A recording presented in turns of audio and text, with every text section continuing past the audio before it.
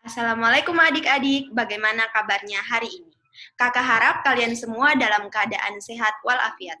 Nah, langsung saja perkenalkan nama kakak Dinda Dwi Putri.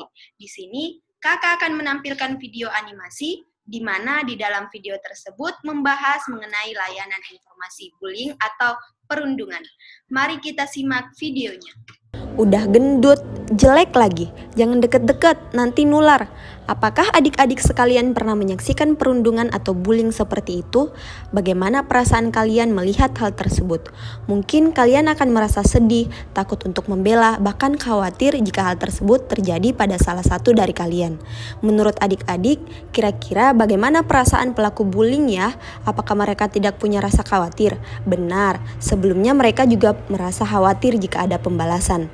Nah, dari sini kita melihat bahwa semua orang yang terlibat bullying, baik pelaku, korban, ataupun yang menyaksikan ada perasaan cemas dan khawatir.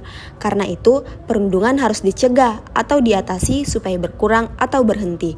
Perundungan atau bullying merupakan tindakan mengancam, memaksa, mengolok, atau melukai yang dilakukan oleh seseorang atau sekelompok orang yang biasanya memiliki posisi lebih. Misal, badannya lebih besar, lebih punya kuasa, atau lebih kuat kepada orang lain yang lebih lemah. Tindakan ini juga biasanya dilakukan berulang sehingga menjadi kebiasaan. Nah, kenapa bisa ada perundungan? Biasanya karena pelaku bullying merasa dengki atau dendam kemudian melampiaskannya pada korban yang lebih lemah. Perundungan dapat terjadi di mana saja, saat istirahat, ataupun pulang sekolah, di jalan, ataupun di rumah. Nah, kenali, ini 3 jenis bullying yang dapat terjadi. Pertama, verbal atau melalui ucapan, seperti pemanggilan nama julukan yang kurang baik, merendahkan, rasis, dan juga mengancam. Kedua, fisik, seperti memukul, menendang, memalak, mencuri, atau sentuhan yang tidak diinginkan, dan masih banyak lainnya.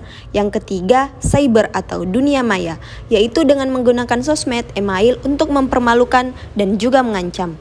Semua tindakan itu sangat berbahaya ya adik-adik karena dapat menyebabkan korbannya menderita stres, bermasalah secara sosial, hingga bisa jadi bunuh diri jika tidak tahan lagi. Biasanya anak yang dibully setelah dewasa mungkin akan tumbuh menjadi pelaku bullying juga, sehingga biasanya anak yang dibully setelah dewasa mungkin akan tumbuh menjadi pelaku bullying juga, sehingga masalah sosial dan penderitaan akibat perundungan ini makin menyebar dan bertambah banyak di masyarakat. Lalu, apa yang harus kita lakukan untuk mengatasi perundungan? Jangan dibiarkan ya adik-adik, karena perundungan bisa jadi makin parah kalau dibiarkan. Oleh karena itu, jika kamu korbannya, segera laporkan ke orang tua, guru, maupun orang terdekat, agar dapat segera diatasi. Jika kamu saksinya, sama juga segera laporkan. Ini bukan artinya adik-adik tukang ngadu ya, tapi itu namanya adik-adik peduli terhadap sesama.